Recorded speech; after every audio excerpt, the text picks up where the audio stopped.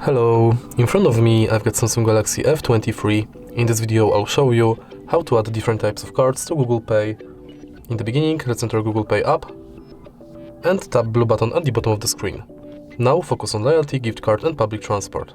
Enter loyalty and select loyalty card you would like to add, for example, Payback Poland.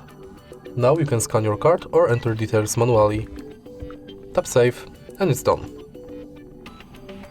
Now let's go back, enter gift card and similar to loyalty card, select card, enter card number, PIN, balance, your notes and tap save.